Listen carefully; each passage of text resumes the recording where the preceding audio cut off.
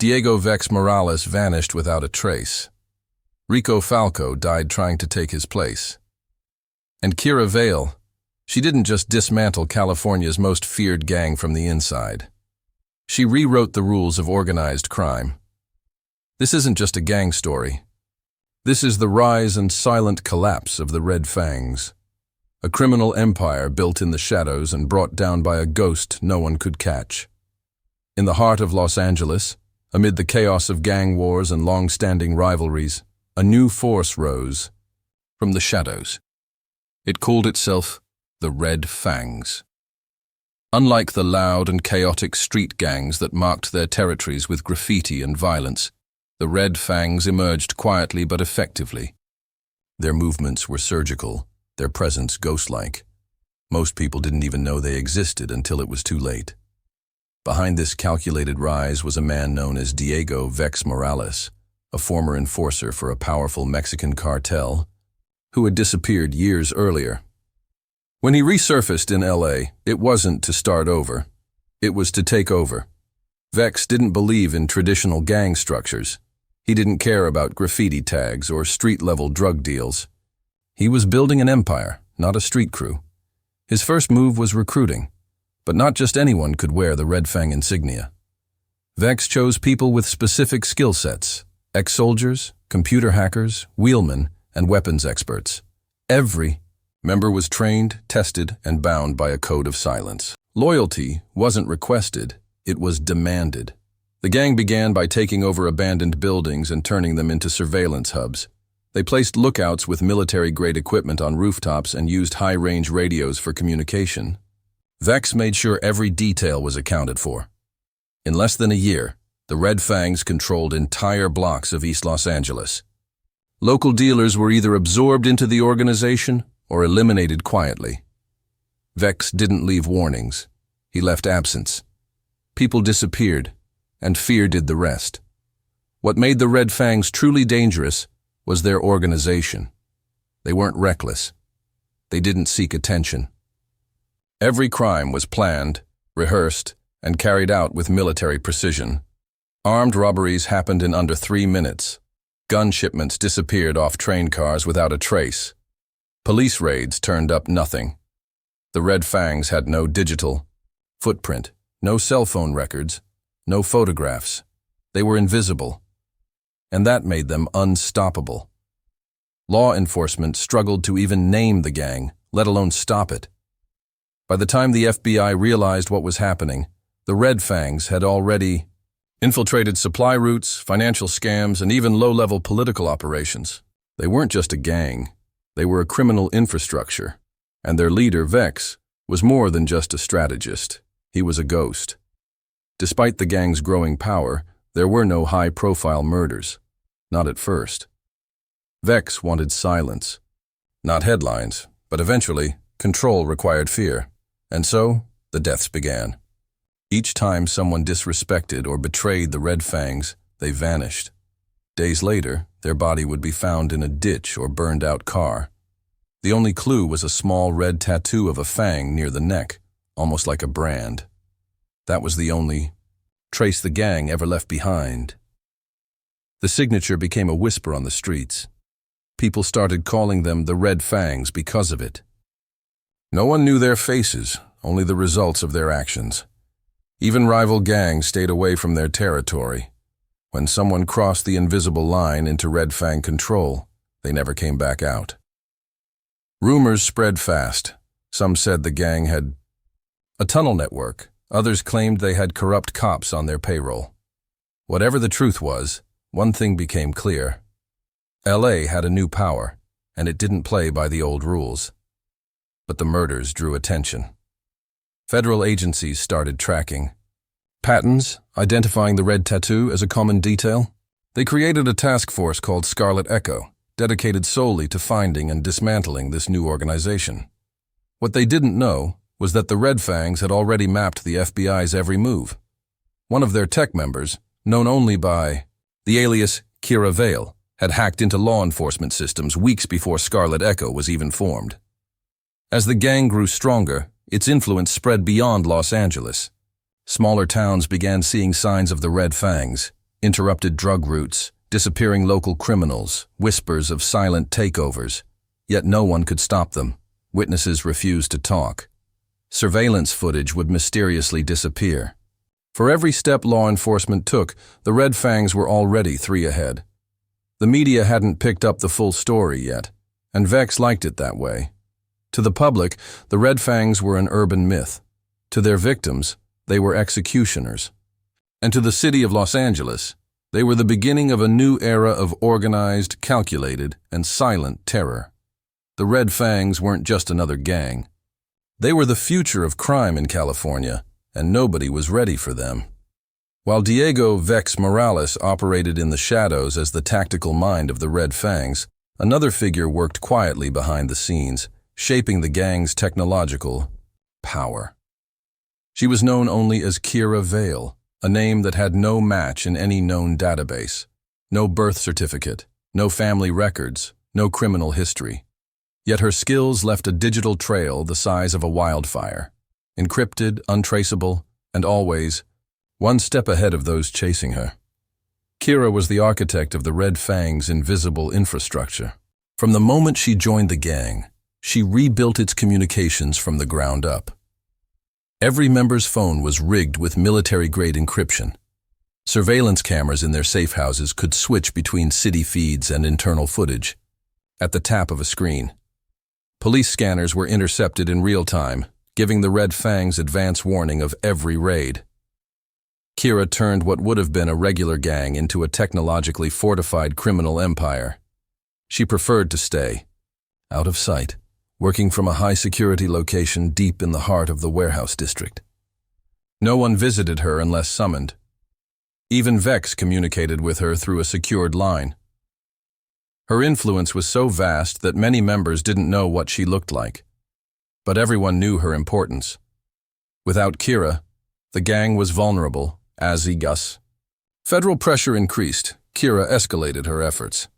She launched counter-hacks on FBI servers, slipping false leads into their investigation logs. Suspects were redirected to fake addresses. Task force reports were subtly edited to cast doubt on actual leads. One by one, the agency's efforts hit walls. Scarlet Echo became a ghost hunt, agents chasing shadows, following trails designed to loop back on themselves. But Kira wasn't just protecting the Red Fangs. She had a separate agenda, something even Vex didn't fully understand. In the quiet hours, she built an off-the-grid database, cataloging the identities and movements of every high-ranking gang member. She created backdoors into their private accounts, recorded every meeting, and stored it all in a hidden vault system spread across multiple servers. She wasn't just guarding the gang's secrets, she was preparing for something bigger. The first sign of internal tension came when a small-time enforcer named Rico Falco broke protocol. Rico had always been erratic. He liked the attention. The Red Fangs avoided. After being seen purchasing a burner phone not issued by the gang, suspicion fell on him immediately. He claimed it was for personal use, but Kira's systems flagged a strange signal ping from that phone to a known informant hours later. Rico was watched closely from then on. Vex didn't act immediately. He waited, letting Rico grow more paranoid and careless. Meanwhile, Kira dug deeper. She traced Rico's movements over the past 6 weeks and uncovered a disturbing pattern. He had been visiting locations near several FBI surveillance posts, sometimes just minutes after agents had arrived. Whether he was a snitch or just playing a dangerous game, it didn't matter. He was a liability. Before Vex could make a move, something unexpected happened. A weapons shipment, scheduled for delivery under full Red Fangs escort, was hijacked. The theft was clean, coordinated, and completely off the grid. The attackers wore no insignias, left no traces, and struck with precision that mirrored the Red Fang's own tactics. Vex suspected a rival gang, but Kira's analysis showed no external communications, no intercepted chatter. Whoever did it knew their methods intimately. The possibility of a traitor grew stronger. Rico became the prime suspect. But then Kira discovered something worse. The hijacked shipment had been rerouted to a warehouse once used by the Red Fangs, but abandoned months earlier. And the security system there, once deactivated, had been brought back online using Kira's own coding. This discovery shook her. Someone had accessed her private systems. Her passwords, firewalls, and encrypted keys had all been bypassed by someone who knew her digital language. Either she was being framed, or someone inside the gang had studied her code in secret. It meant only one thing: her control wasn't absolute anymore. Kira took swift action. She wiped and replaced every major system within 48 hours. Encrypted messages went out to key operatives, ordering complete shutdowns of vulnerable locations. All gang operations were temporarily frozen. It was the first time the Red Fangs had gone silent since their rise. Vex was furious, but Kira gave him no choice. She warned of deeper risks: leaks, surveillance gaps, possible infiltration. Vex, realizing the stakes, tightened the circle of trust. But neither of them could have known that the gang's greatest threat wasn't outside. It had already wormed its way inside, and it had studied everything. The silence before the storm had begun. The night Diego Vex Morales disappeared, nothing seemed unusual. He had left a secured facility on the edge of the industrial district after overseeing a weapons inventory check. Surveillance footage showed him walking out alone, no signs of urgency or concern. He didn't take a car. He vanished into the foggy night on foot and was never seen again. Panic didn't set in immediately. Vex often went off the grid for days, testing his crew's ability to function without him. But this time felt different. His communication line remained dead longer than usual. Security checks showed no pings from his encrypted device. The team assigned to monitor Vex's location admitted they had no data for over 24 hours. In a gang built on control, this level of uncertainty was alarming. Within 2 days, confusion turned into chaos. Rumors began spreading through the ranks. Some claimed Vex had been arrested and was negotiating a deal. Others believed he was dead, taken out by a rival gang or even his own people.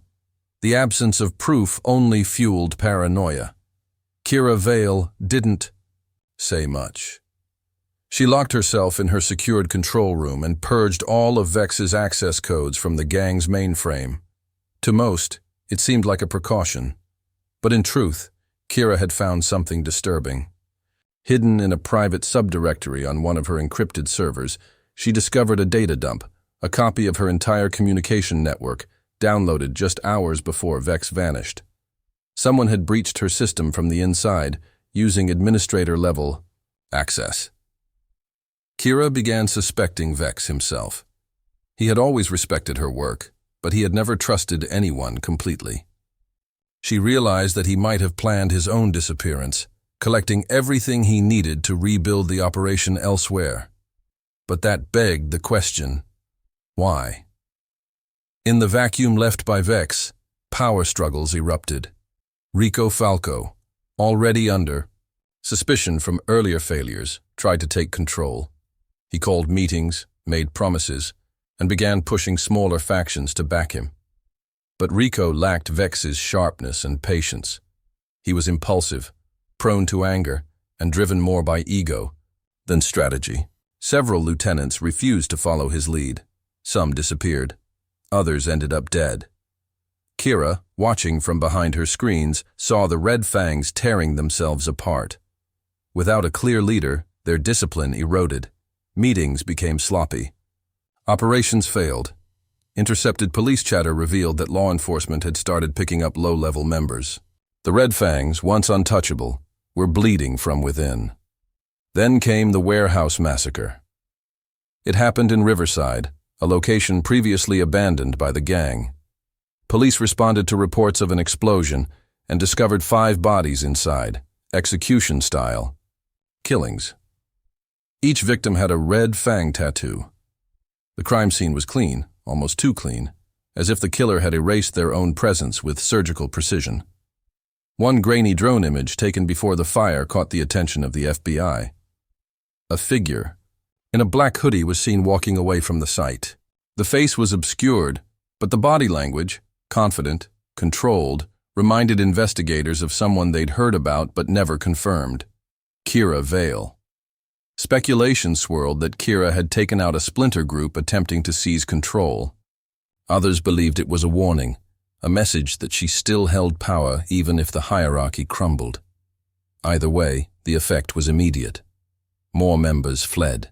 Some attempted to cut deals with authorities. Others simply vanished, fearing they were next. Kira took no credit. She didn't issue threats or declare leadership. She simply erased the Red Fangs' remaining communication hubs and shut down their surveillance grids. What was left of the gang operated blindly, unaware of each other's movements, unable to coordinate. Meanwhile, the FBI task force, Scarlet Echo, began piecing together fragments of data. They found abandoned laptops, wiped hard drives, encrypted flash storage. The name Kira Vale came up repeatedly, but no one had a real photo or identity. Even those who worked under her had never seen her face clearly. Rico Falco, now desperate, attempted to flee across the border. He was caught in Nevada by federal agents. During interrogation, he confirmed Vex had gone dark with no warning and revealed the fractures within the gang. But when pressed about the warehouse killings or Kira, he went silent. Some believed he was more afraid of her than the FBI. The Red Fangs, once California's most organized and feared gang, had become a collapsing structure. What had begun as a powerful criminal empire was now an unraveling web of secrets, betrayals, and disappearances.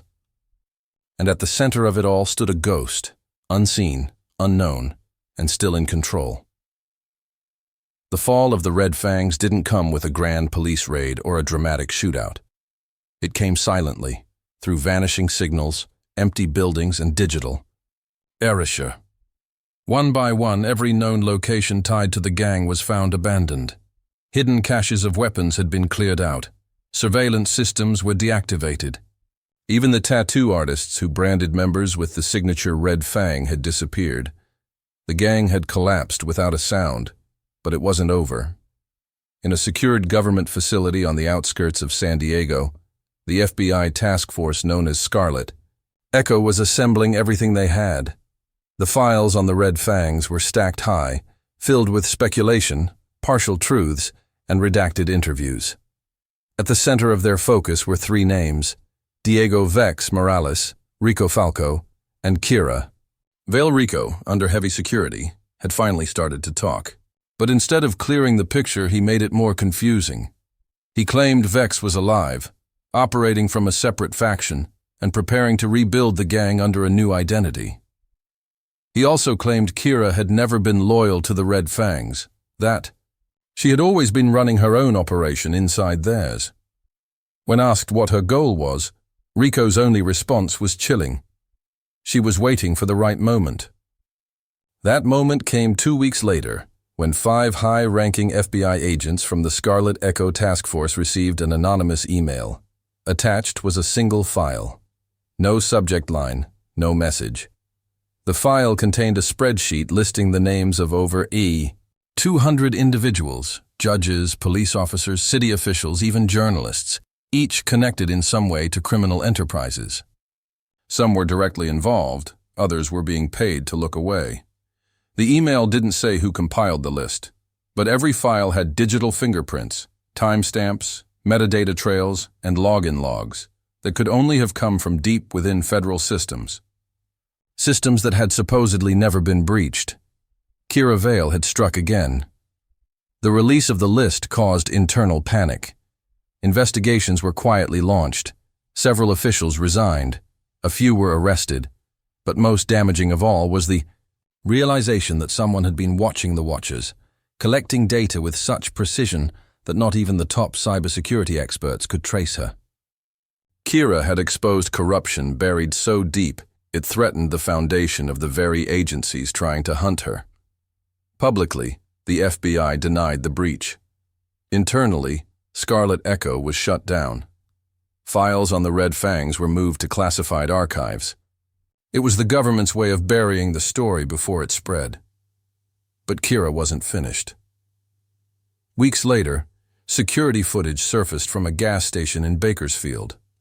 A woman matching Kira's description was seen briefly entering the convenience store, wearing a dark hood and sunglasses. She made no attempt to hide from the camera. After buying a single bottle of water, she left. The timestamp was only 10 minutes before a known informant, also seen on the list, was found dead in a motel nearby. Killed execution style. Investigators couldn't confirm it was her, but they knew. Kira had made herself visible on purpose. Not to be caught, but to send a message. She was still in control. As for Vex, he was never found. No sightings, no digital activity. Some believed Kira had eliminated him to take full control. Others thought he had gone underground, building a new version of the Red Fangs in another city, under a new name. The truth was buried in silence. The story of the Red Fangs eventually faded from the media. Without public trials or arrests, there were no headlines to report. It became just another ghost story whispered among detectives, a cautionary tale about the gang that rose from nowhere, ruled everything, and then vanished. But in the shadows of California, signs remained. Small criminal cells began operating, using the same tactics as the Red Fangs: silent takeovers, encrypted messages, disappearances without trace. Some said Kira had started recruiting again, choosing only the best and most loyal from a new generation of criminals. No one knew where she was, or what her next move would be. But one thing was certain: the story wasn't over. It had only evolved.